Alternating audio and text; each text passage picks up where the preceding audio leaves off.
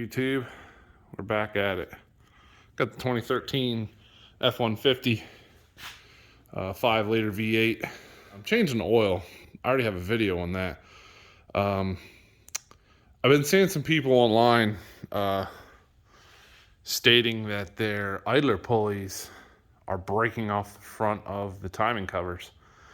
So I'm like, well, me being preventative maintenance that I am, I'm like, while I have the thing on the lift, I'm gonna check these pulleys. So here we go. I'm gonna go up in here and here's the crank pulley. And on this truck, I have a tensioner on this side for the alternator and the water pump. And then on this side, I have another tensioner for the AC compressor. And then up here, right underneath the cylinder head, is an idler pulley.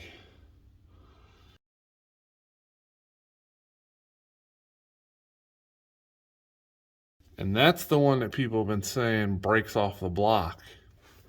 Well, I don't know if you all are going to be able to hear this or not, but I'm going to spin this pulley. I took the belt off of it.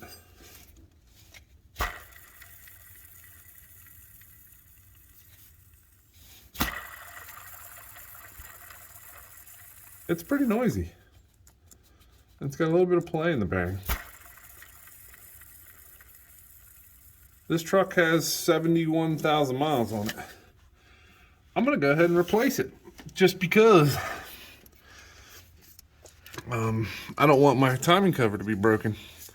And then this tensioner here, this pulley feels good. It sounds fine. There's no noise in the bearing when I spin it.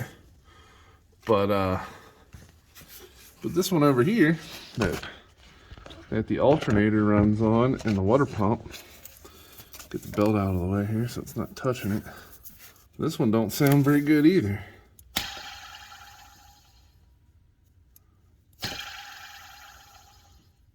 So I'm gonna go ahead and get that one as well. And it's a good time to check my water pump. I got no play.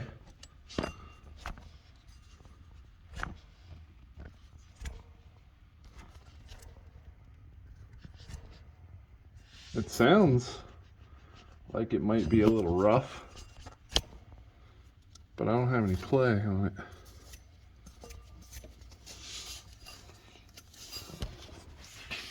And it's not leaking, so. All right, so the work here is done. That pulley there is new. This pulley here is new. And the pulley, this pulley here is new. And the one up there is brand new.